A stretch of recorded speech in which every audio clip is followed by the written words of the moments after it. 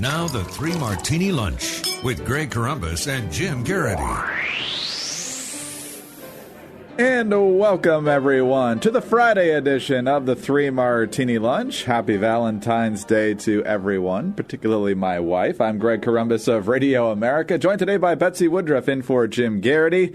There was actually a snow day for the Three Martini Lunch yesterday, Betsy, and that is a rarity, but we are back in action today. And as always, thanks so much for being with us. It's always fun to be on. Well, let's start with the good martini, and we don't get a lot of good martinis from the Ninth Circuit Court of Appeals, that's for sure. So here's the story out of the Ninth Circuit. A divided federal appeals court on Thursday struck down California's concealed weapons rules, saying they violate the Second Amendment right to bear arms.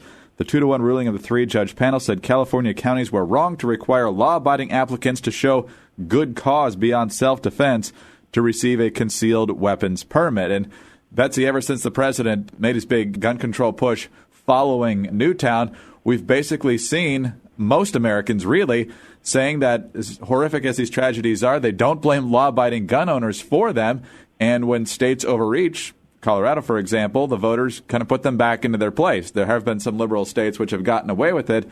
But overall, even the Ninth Circuit now is saying that, there is a Second Amendment and it actually means something. Yeah, I think also the good cause language is extremely problematic. When legislators start saying that you need to meet that standard in order to practice a right that, is in the Constitution, that everyone, regardless of how wacky we may feel a certain Circuit Court of Appeals is, that everyone recognizes exists, as soon as that language is the question, it's really hard to defend because good cause, it's hard to think of anything more subjective than that. And how do you prove good cause? When somebody breaks into your house, do you run to the gun store and say you have good cause for concealed carry? It doesn't make sense. It's very odd. Are you optimistic now that this means that there is momentum on the side of the Second Amendment, or is this just one case among many and you cheer this verdict but brace yourself for more? Yeah, I think it's probably one case among many. I think it's whenever these things happen, it's easy to try to figure out if they're part of a sea change or something, and I would say it's definitely too early to say that. But I feel like it's sensible, it's good news, and it's always good when poorly written, bad legislation gets struck down by courts. All right, on to the bad martini now, and this one actually broke a couple of days ago, but given the snow and some other pressing stories, it got put on the back burner for just a little bit. But one of the things we saw earlier this week, of course, was the Obama administration saying that there would be yet another delay in the employer mandate, specifically this time for firms that employ between 50 and 99 people. It does not apply to those who employ 100 or more, and there is no mandate for those who have less than 50 employees. But basically what they're saying now is that for these companies that employ 50 to 99 people, you cannot use Obamacare as a legitimate excuse for reducing your workforce to a level that makes it so that you don't have to comply with the employer mandate. And so they're going to make you be very truthful with the IRS. On the one hand, if you actually don't release people as a result of Obamacare, you could end up really getting hit in the pocketbook.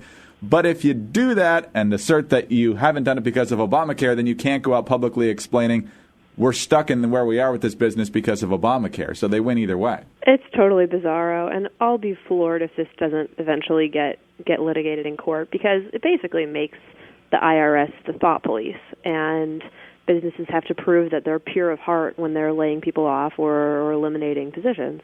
And that's clearly either extraordinarily difficult to do, or it's a standard that will never be enforced because how is the IRS going to investigate businesses to find out the motivations behind their business decisions?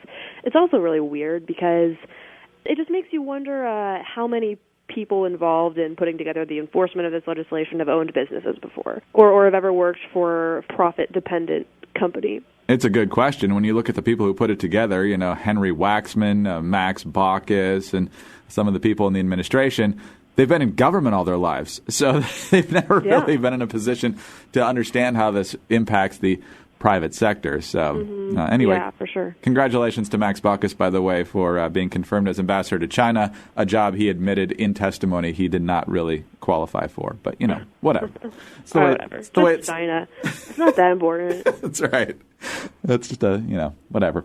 Good analysis. Whatever. I totally agree. On to martini number 3 now. And, of course, Betsy, you and I both work in the Washington, D.C. area, and it only takes really 3 or 4 flakes to get school canceled most times. So the forecast of anywhere from 5 to 10 inches, and a lot of places actually got more than that. It was a no-brainer that school would be canceled yesterday. it's canceled today. It'll probably be canceled a couple days next week, even though Monday's a holiday, just because this area doesn't really respond to it very well. Further north, they have slightly higher standards for closing school. New York City decided on Thursday not to cancel school. The kids went to school, and there was a lot of blowback aimed at New York City Mayor Bill De Blasio, including some on Twitter from Al Roker, of all people, who was very critical of the mayor's decision. The mayor decided to go out and defend this decision. Part of his explanation was that, some of the forecasts said we might get as little as 3 or 4 inches. Others said we might get more. And then there was this about how he sees the role of schools and public education in terms of being a place to put kids while their parents work. When you think about 1.1 million kids, so many families depend on their schools as a place for their kids to be during the day. A safe place, a place where they not only are taught, where they get nutrition and they are safe from the elements. So many families have to go to work. The members of these families have to go to work. They do not have a choice, and they need a safe option for their kids. So it's daycare. Is that what we're supposed to believe here? That's definitely how he's pitching it. It's hard to read that as anything else. So what does this tell you about De Blasio? He clearly sees a very intimate role for the New York City government in what should be, personal family decisions.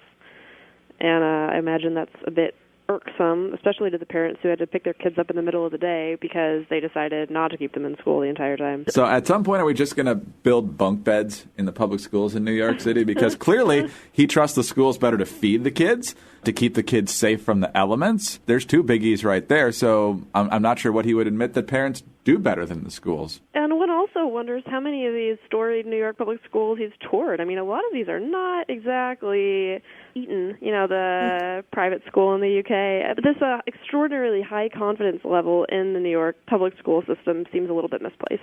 Betsy, as always, good, bad, and crazy news. And as always, we appreciate you being with us to help dissect it. Have a great weekend. For sure, you too. Betsy Woodruff of National Review. I'm Greg Columbus at Radio America. Thanks for being with us today. And be back with us on Monday for the next edition of the 3 Martini Lunch.